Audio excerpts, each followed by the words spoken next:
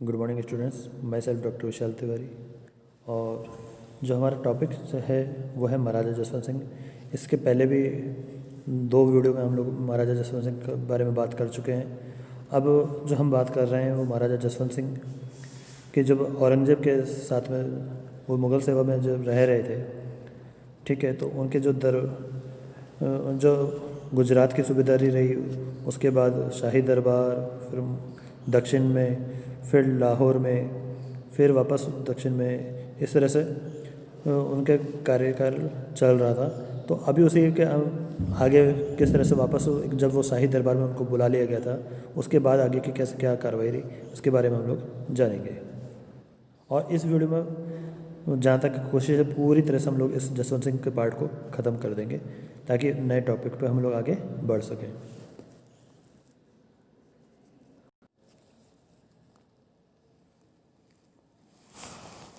शाही दरबार में उपस्थित होने के बाद पुनः दक्षिण में महाराजा जसवंत सिंह को सूबेदारी सौंपी गई थी और ये था 1667 से 1671 ईस्वी में।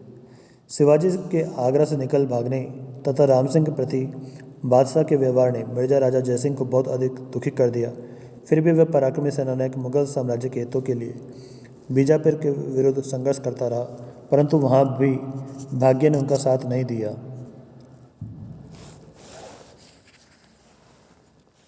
और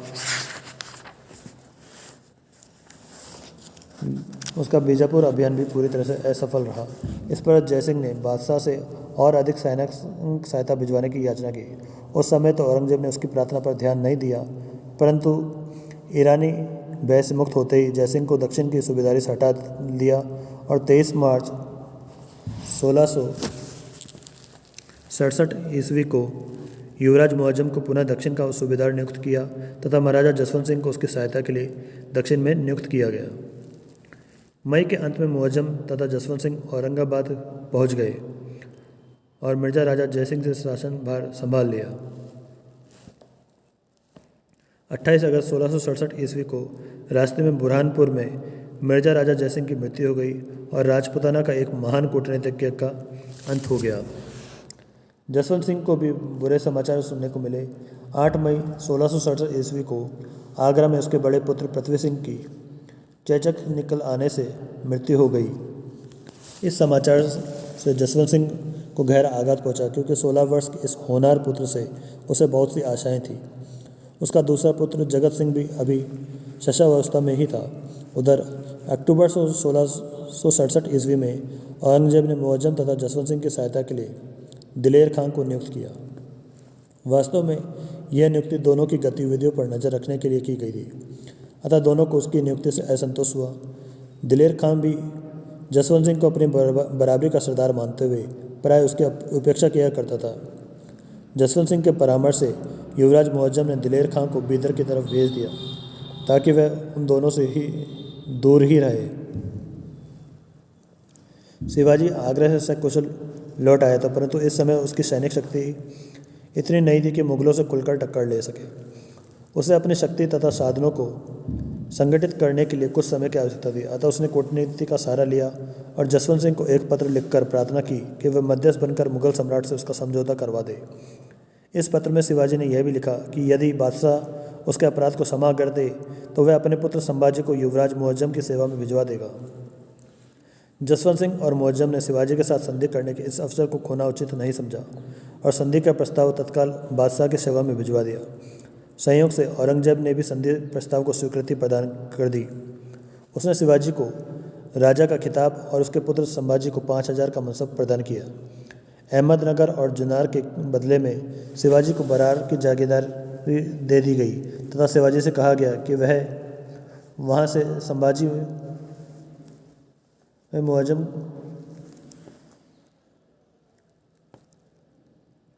शिवाजी को कहा गया कि वह बीजापुर के विरुद्ध शाही सेना की सहायता के लिए दक्षिण में रहे। 2 अक्टूबर 1667 को संभाजी मुअज्जम की सेवा में उपस्थित हो गया और दूसरे दिन शिवाजी भी युवराज से भेंट करने आया। इस संधि के परिणाम स्वरूप आगामी कुछ वर्षों तक मुगल मराठा संबंध मैत्रीपूर्ण बने रहे। औरंगजेब ने जसवंत सिंह की सेवा से प्रसन्न होकर उसे गुजरात प्रांत और थिरांद के और रातनपुर के परगने जागीर में प्रदान किए। शिवाजी के साथ की गई संधि से जसवंत सिंह और मुअज्जम की प्रतिष्ठा बढ़ गई, जिसे दिलेर खां सहन नहीं कर सका। अतः उसने औरंगजेब के कान भरने शुरू कर दिए। उसने अपनी सूचनाओं के आधार पर बादशाह को समझाने का प्रयास किया कि जसवंत सिंह और मुअज्जम ने अपना सम्मान एवं प्रभाव बढ़ाने की दृष्टि से साम्राज्य के हितों का ध्यान नहीं रखा और इससे बादशाह की प्रतिष्ठा को भी ठेस पहुंची है। जब मुअज्जम को दिलेर खां की कारगुजारी का पता चला तो उसका क्रोधित हो उठना स्वाभाविक था। इस बीच शाही आदेशानुसार दिलेर खां को गोंड प्रदेश से और भी दक्षिण की तरफ जाना पड़ा। मुअज्जम ने अपना संदेशवाहक भेजकर दिलेर खां को मिलने के लिए औरंगाबाद बुला भेजा, परंतु किसी अज्ञात आशंका की वजह से दिलेर खां उससे मिलने नहीं गया। उसके इस आचरण से क्षुब्ध होकर मुअज्जम तथा जसवंत सिंह दोनों ने बादशाह को सूचित किया कि दिलेर खां ने विद्रोह कर दिया है। शाही आदेश की प्रतीक्षा किए बिना ही मुअज्जम ने जसवंत सिंह को साथ लेकर दिलेर खां का पीछा किया। जब औरंगजेब को स्थिति की ताज़ा सूचना मिली तो उसने तत्काल एक फरमान भेजकर मुअज्जम को औरंगाबाद लौट आने जाने तथा जसवंत सिंह को बुरहानपुर में ही रहने का कहा। वस्तुतः औरंगजेब मुअज्जम की शक्ति को कम करना चाहता था, इसलिए उसने जसवंत सिंह को दूर रखने का निर्णय लिया था। दक्षिण में मुगलों की आपसी फूट और कला का शिवाजी ने पूरा फायदा उठाया और जिन दिनों जसवंत सिंह बुरहानपुर ठहरा हुआ था, शिवाजी ने बगलाना तथा खानदेश पर आक्रमण कर इन क्षेत्रों को रौंद डाला। उसने दूसरी बार सूरत के समृद्ध नगर को लूटा। उसकी एक सेना बुरहानपुर तक चढ़ आई, परंतु जसवंत सिंह की सुदृढ़ सुरक्षा व्यवस्था के कारण नगर के भीतर प्रवेश न कर पाई और वापस लौट गई।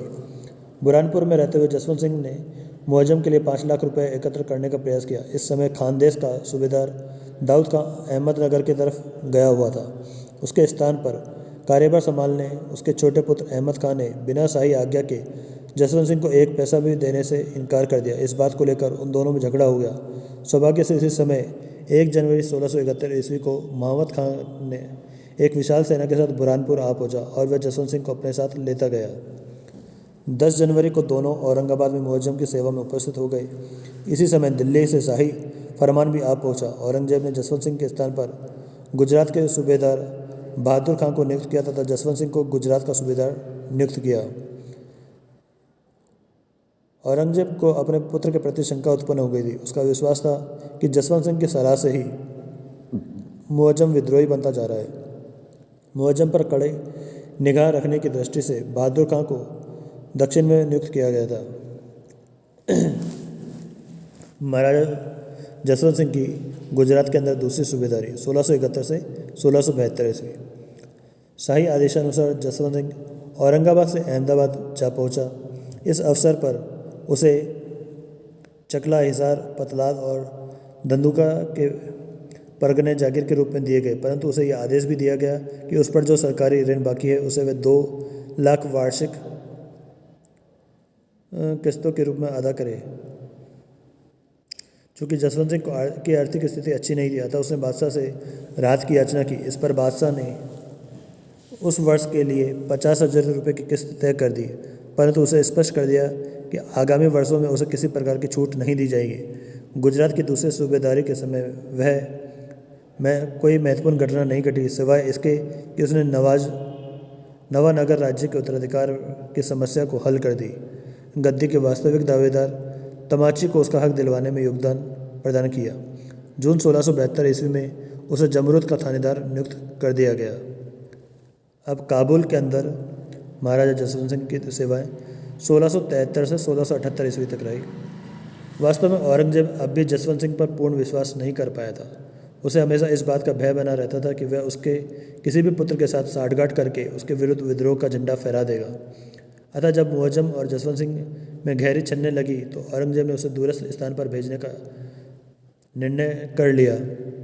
जोधपुर राज्य के पास ही गुजरात प्रांत में उसे सूबेदारी की महत्वपूर्ण पद पर अधिक दिनों तक बनाए रखने भी बादशाह को उचित नहीं लगा। संयोगवश उत्तर पश्चिमी सीमा पर सरहदी अफगान कबीलों के उपद्रव बढ़ने लगे।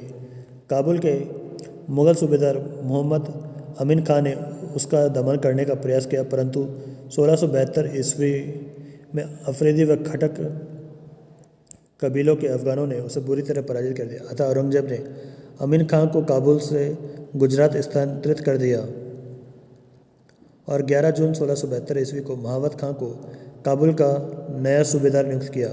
इसी अवसर पर जसवंत सिंह को गुजरात की सूबेदारी से हटाकर जमरूद का थानेदार नियुक्त किया गया। महावत खां इससे पहले भी 3 बार काबुल का सूबेदार रह चुका था, अतः वहाँ की स्थिति एवं कठिनाइयों से सुपरिचित था, इसलिए वहाँ जाने में टाल मटोल करता रहा और अंत में बड़ी अनिच्छा से काबुल गया।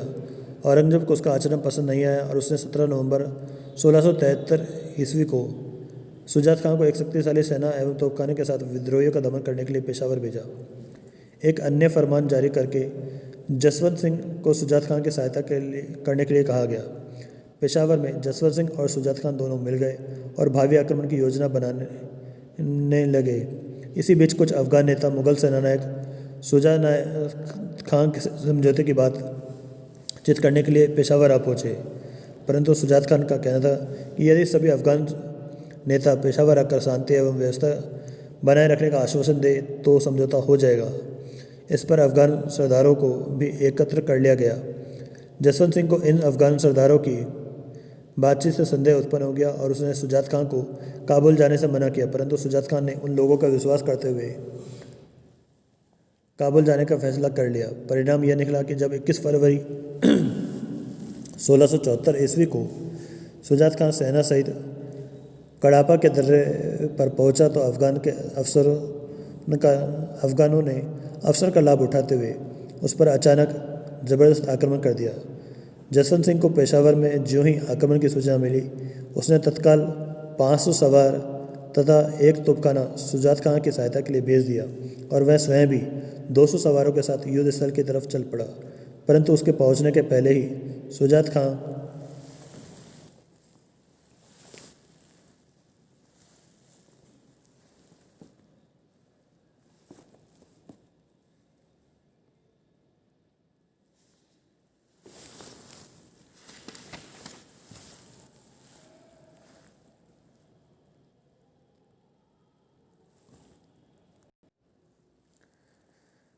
वीरगति को प्राप्त कर चुका था। जसवंत सिंह ने वहां पहुंचते ही अफगानों को दोनों तरफ से घेर कर उन पर जोरदार आक्रमण किया। इस घमासान युद्ध में सैकड़ों अफगान तथा 300 राजपूत सैनिक मारे गए। अफगान भाग खड़े हुए। इस प्रकार जसवंत सिंह बची हुई शाही सेना और तोपखाने को सुरक्षित ढंग से पेशावर वापस लाने में सफल रहा। औरंगजेब को सुजात खां के मारे जाने का भारी दुख हुआ। उसने जसवंत सिंह को जमरूद में ही रहने तथा अफगानों का दमन करने का आदेश दिया। परिणाम स्वरूप जसवंत सिंह ने उस पर्वतीय क्षेत्र में सामरिक दृष्टि से महत्वपूर्ण अनेक स्थानों पर चौकियां कायम की, परंतु अफगानों के उपद्रव जारी रहे। वे रात के अंधेरे में सैनिक चौकियों पर अचानक धावे मारते रहे और राजपूत सैनिकों को मौत के घाट उतार कर भाग जाते। ऐसी स्थिति में औरंगजेब ने स्वयं काबुल जाने का निश्चय किया। जब वह रावलपिंडी में पड़ाव डाले हुए था तब 14 जून 1674 ईस्वी को जमरूद से चलकर जसवंत सिंह उसकी सेवा में उपस्थित हुआ। कुछ दिनों बाद औरंगजेब ने उसे जमरूद जाने की स्वीकृति प्रदान कर दी। औरंगजेब ने अफगानों पर एक ही साथ 3 तरफ से आक्रमण करने की योजना बनाई। पूर्व से जलालाबाद से शाहजहां मोहम्मद अकबर को कैबर दर्रे से होकर आगे बढ़ने को कहा गया और जसवंत सिंह को अकबर के सहायता नियुक्त किया गया। हसन बेग खां को कोड़ा पादर्रे से होकर और आगर खां को पश्चिम की ओर से आगे बढ़ने को कहा गया, परंतु इस अभियान का कोई भी विशेष परिणाम नहीं निकला। हाँ, औरंगजेब ने कूटनीति से काम लेते हुए विद्रोहियों को शाही नौकरियां प्रदान की तथा कुछ सरदारों को घूस देकर अपनी तरफ मिलाने में सफल रहा। दिसंबर 1675 ईस्वी तक वह शांति स्थापित कर औरंगजेब वापस लौट गया। जाने के पूर्व वह अमीन खां को काबुल का सूबेदार नियुक्त करता गया। जसवंत सिंह को जमरूद में ही बने रहने को कहा गया। महाराजा जसवंत सिंह के अंतिम दिन। जमरूद में रहते हुए यदा कदा उसके अफगानों से मुठभेड़ हो जाया करती थी। इससे वह विचलित नहीं हुआ, परंतु जब उसे सूचना मिली कि जोधपुर में 22 फरवरी 1676 ईस्वी में उसके एकमात्र जीवित पुत्र जगत सिंह का देहांत हो गया है, तो उसके हृदय को भारी आघात पहुंचा। पुत्र के अभाव में अब उसे अपने उत्तराधिकारी और राज्य के भविष्य की चिंता सताने लगी। इसी चिंता ने उसे पूर्णतः जर्जरित कर दिया। उसका स्वास्थ्य दिन प्रतिदिन गिरता चला गया और मात्र 52 वर्ष की आयु में 28 नवंबर 1678 ईस्वी को जमरूद में ही उसकी मृत्यु हो गई। जसवंत सिंह का मूल्यांकन। महाराजा जसवंत सिंह अपने समय का एक पराक्रमी सैनिक, कुशल सेनानायक और सुयोग्य प्रशासक था। उसने अपने राजनीतिक जीवन में अनेक उतार चढ़ाव देखे, परंतु वह भाग्यशाली था। बड़े भाई के जीवित रहते हुए भी केवल 12 वर्ष की आयु में वह जोधपुर राज्य का स्वामी बन गया और शासक बनने के बाद उसे शाहजहाँ का वरदस्त प्राप्त हो गया। शाहजहाँ की विशेष कृपा के परिणाम स्वरूप ही शाही सेवा के प्रारंभिक 20 वर्षों में यद्यपि उसने साम्राज्य की कोई उल्लेखनीय सेवा नहीं की और न ही किसी प्रमुख युद्ध में महत्वपूर्ण भाग ही लिया, फिर भी उसके मनसब में निरंतर वृद्धि की जाती रही और वह 7,000 जात और 7,000 सवार का मनसबदार हो गया। इतना बड़ा मनसब उस समय केवल शहजादों को ही दिया जाता था। इसके अलावा शाहजहाँ ने उसे अनेक बार हाथी, घोड़े, सिरोपाव आदि मूल्यवान वस्तुएं देकर सम्मानित किया था। जब शाहजहाँ गंभीर रूप से बीमार पड़ गया और उत्तराधिकार का संघर्ष आरंभ हो गया तो जसवंत सिंह के जीवन में एक नया मोड़ आया। विद्रोही मुराद औरंगजेब के विरुद्ध उसे शाही सेना का नेतृत्व प्रदान किया गया। धर्मत के युद्ध में उसने पूरी निष्ठा एवं वीरता के साथ अपने कर्तव्य का पालन किया। यदि कासिम खान ने विश्वासघात न किया होता तो युद्ध का परिणाम उसके पक्ष में ही रहता।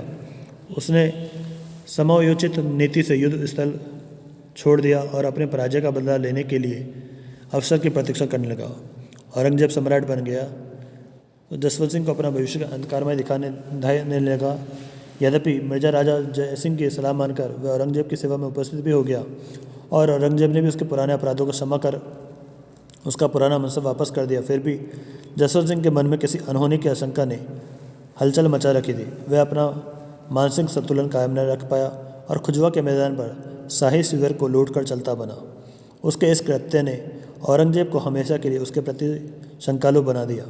औरंगजेब ने तो उसे पूरी तरह से नष्ट करने के उद्देश्य से सेना ही नहीं अपितु जोधपुर का राज्य का नया शासक भी चुन लिया था, परंतु जसवंत सिंह के भाग्य ने पुनः उसका साथ दिया और विवश होकर औरंगजेब को एक बार पुनः उसे क्षमा करना पड़ा। उसके बाद यद्यपि जसवंत सिंह ने पूरी निष्ठा के साथ औरंगजेब की सेवा की, परंतु उसने जसवंत सिंह का कभी विश्वास नहीं किया। यही कारण है कि 1658 से 1678 की अवधि में उसके मनसब में एक सवार की भी वृद्धि नहीं की गई और उसे हमेशा राजधानी से दूर रखा गया। जसवंत सिंह पर यह आरोप लगाया जाता है कि उसने दारा शिकोह को सहायता का वचन देकर अजमेर आने का निमंत्रण दिया और फिर सहायता से मुकर गया। इसी प्रकार का एक अन्य आरोप यह भी लगाया जाता है कि जिस मिर्जा राजा जयसिंह ने 2 बार उसके लिए मध्यस्थ का काम किया और औरंगजेब से उसके अपराध क्षमा करवाए, जसवंत सिंह ने शिवाजी के मामले में शाही दरबार में उसी मिर्जा राजा की प्रतिष्ठा को गिराने का प्रयास किया। इस संबंध में डॉक्टर गोपीनाथ शर्मा ने लिखा है कि वास्तव में उस समय के सैनिक और कूटनीतिक सेवाओं में रहने के कारण उसके व्यवहार में ऐसा आभास होता है औरंगजेब का स्वयं का चरित्र चालबाजी और छल के कर्तव्यों से भरा पड़ा है। अतः उसकी छाया ही उसके सहयोगी में देखने की कुछ लोग कोशिश करते हैं, परंतु वस्तुतः स्थिति यह है कि महाराजा जसवंत सिंह सीधे कर्तव्य और न्यायोचित कार्यों के पक्ष में रहते हुए इस प्रकार आचरण करता था कि उसका सही मूल्यांकन होना कठिन था।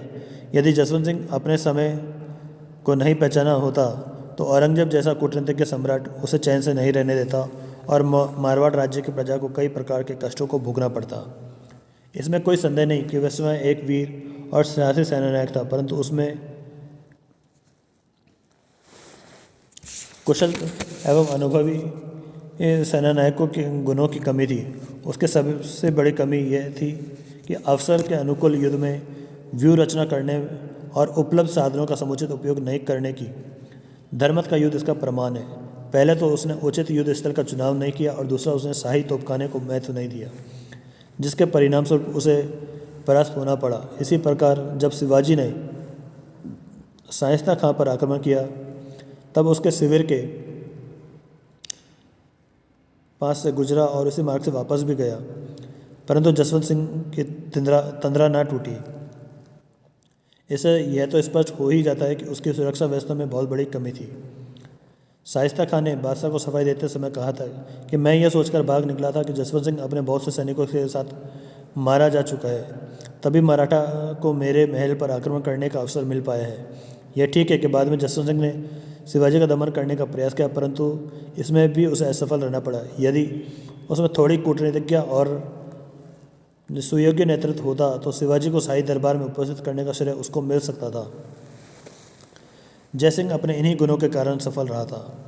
उसने शहजादा मुअज्जम को उकसाकर भी अच्छा नहीं किया, क्योंकि चतुर औरंगजेब को मुअज्जम जसवंत सिंह के गठबंधन का परिणाम भांपने में देर नहीं लगी और उसने तत्काल दोनों को पृथक कर दिया।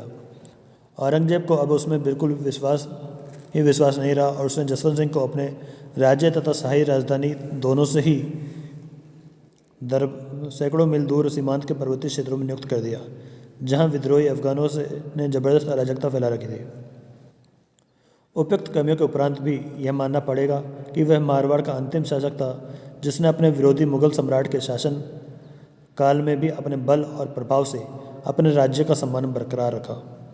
जब तक वह जीवित रहा, औरंगजेब जैसा शक्तिशाली सम्राट भी अपने कट्टर धर्मांधता का प्रदर्शन करने से डरता रहा। डॉक्टर गोपीनाथ शर्मा ने ठीक ही लिखा है कि जब तक जसवंत सिंह उत्तरी भारत में रहा, तब तक बादशाह की हिम्मत हिंदू विरोधी नियमों के बनाने की न हो सकी, और यदि उसने कुछ नियम बनवाए भी तो उनको वह उचित रूप से लागू नहीं कर सका। जसवंत सिंह की मृत्यु को धर्मांध औरंगजेब ने एक इस्लाम विरोधी सुदृढ़ दुर्ग के ध्वस्त होने के समान माना है।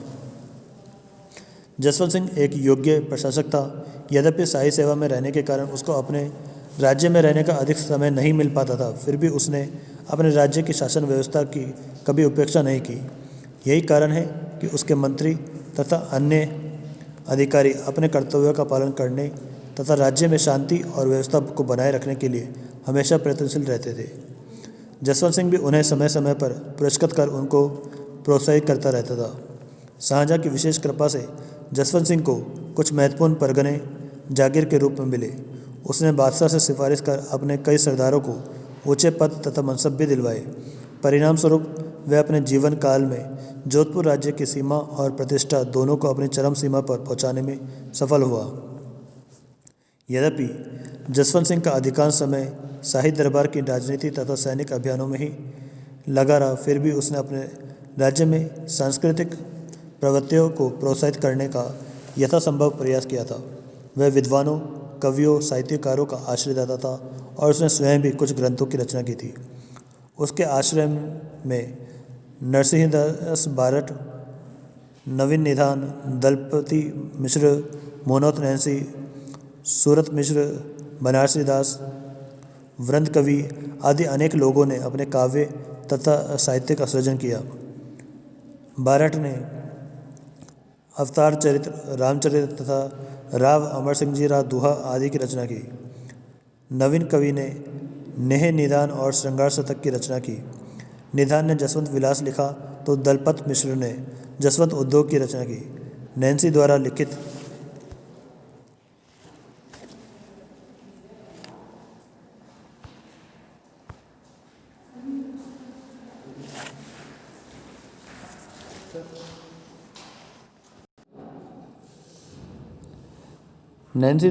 ख्यात तो राजस्थान इतिहास की एक अमूल्य निधि है। जसवंत सिंह की रचनाओं में भाषा भूषण एक अलंकार ग्रंथ है। उसके द्वारा रचित दूसरे ग्रंथों में अपरोक्ष सिद्धांत सार और प्रबोध चंद्रोदय नामक नाटक हैं। इनके अलावा उसने अनुभव प्रकाश, आनंद विलास, सिद्धांत बोध, सिद्धांत सार, श्रीमद् भगवत गीता टीका भाषा, गीता महात्म्य आदि रचनाएं भी की है। जसवंत सिंह ने ललित कलाओं को भी प्रोत्साहित किया।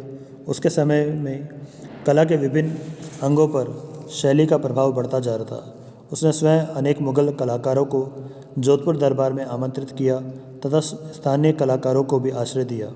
उसने भवन निर्माण कला की तरफ भी पूरा ध्यान दिया।